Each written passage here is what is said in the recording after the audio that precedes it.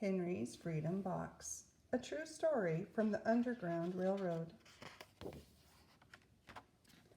by Ellen Levine, illustrated by Kadir Nelson. Henry Brown wasn't sure how old he was. Henry was a slave, and slaves weren't allowed to know their birthdays.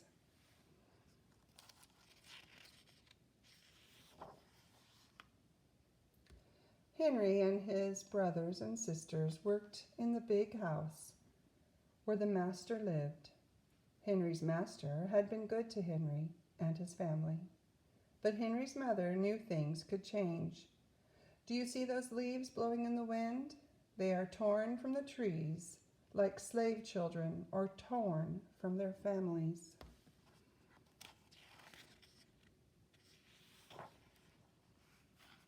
One morning, the master called for Henry and his mother. They climbed the wide staircase.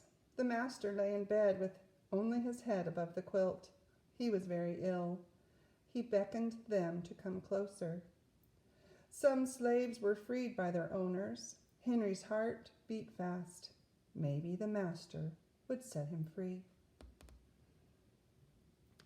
But the master said, "You are a good worker, Henry.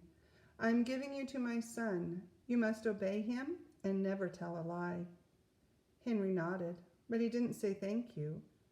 That would have been a lie.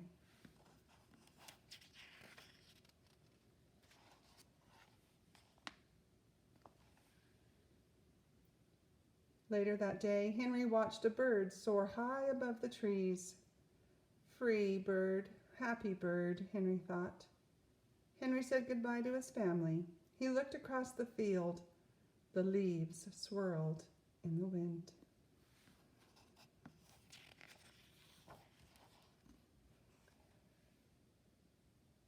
Henry worked in his new master's factory. He was good at his job. "Do not tear that tobacco leaf," the boss yelled at the new boy. He poked the boy with a stick. If you made a mistake, the boss would beat you.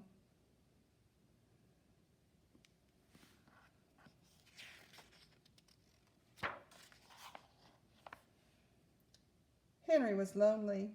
One day he met Nancy, who was shopping for her mistress.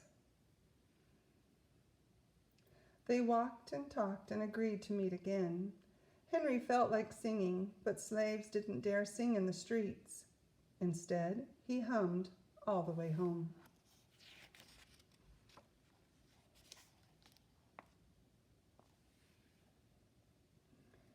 Months later, Henry asked Nancy to be his wife. When both their masters agreed, Henry and Nancy were married. Soon there was a little baby, then another, and another. Henry knew they were very lucky. They had lived together even though they had different masters. But Nancy was worried. Her master had lost a great deal of money. "I'm afraid he will sell our children," she said. Henry sat very still.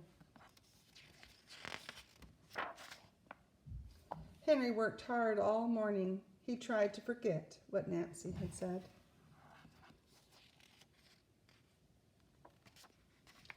His friend James came into the factory. He whispered to Henry, "Your wife and children were just sold at the slave market." "No," cried Henry. Henry couldn't move. He couldn't think. He couldn't work. "Twist that tobacco," the boss poked Henry. Henry twisted tobacco leaves. His heart twisted in his chest.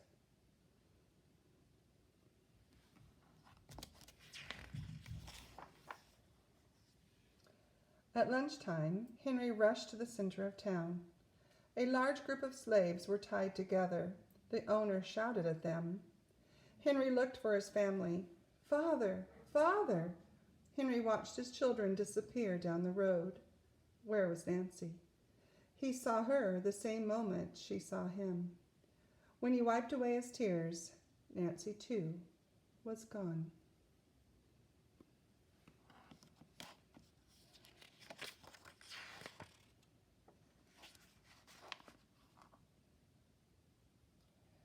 Henry no longer sang. He couldn't hum.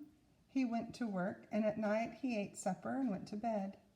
Henry tried to think of happy times, but all he could see were the carts carrying away everyone he loved. Henry knew he would never see his family again.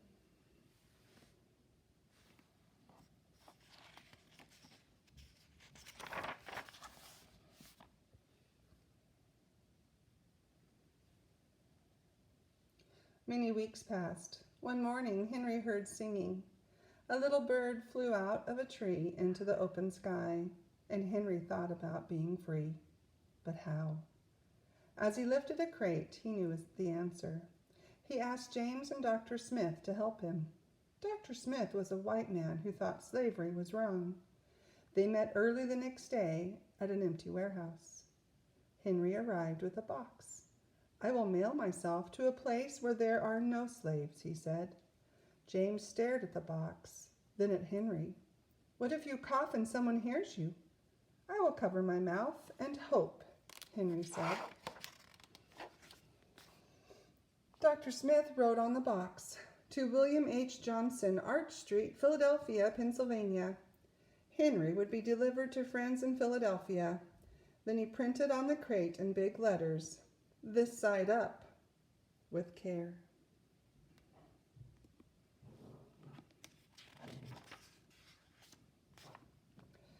Henry needed an excuse to stay home, or the work boss would think he had run off.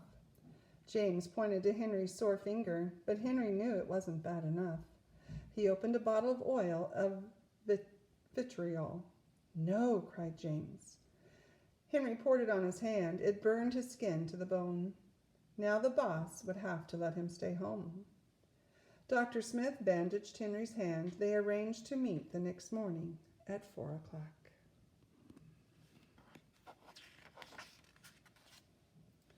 The sun was not yet up when Henry climbed into the box. "Ready," he said. James nailed down the lid. Dr. Smith and James drove to the station. The railway clerk tipped the box over and nailed a paper to the bottom. Dr. Smith begged the clerks to be careful, but they didn't listen. They threw the box into the baggage car.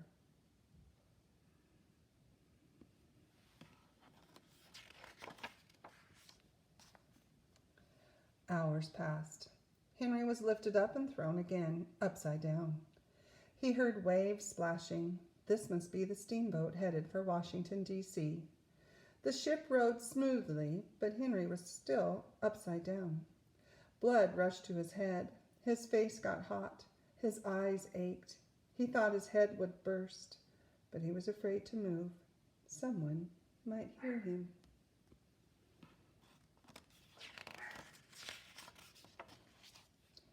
"I'm tired of standing," someone said. "Why don't we move that box and sit on it?" said another. Henry held his breath. Could they be talking about his box? Henry was pushed. The box scraped the deck. Now he was on his right side, now on his left, and suddenly right side up. "What do you think is in here?" said the first man. "Mail, I guess," said the other. "I am mail," thought Henry, but not the kind they imagine. Henry was carried off the steamboat and placed in a railroad car, this time head up. He fell asleep to the rattling song of the train's wheels.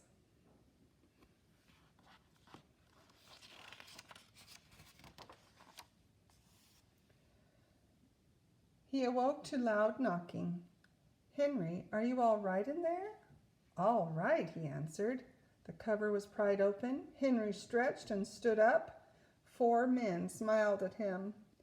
"Welcome to Philadelphia."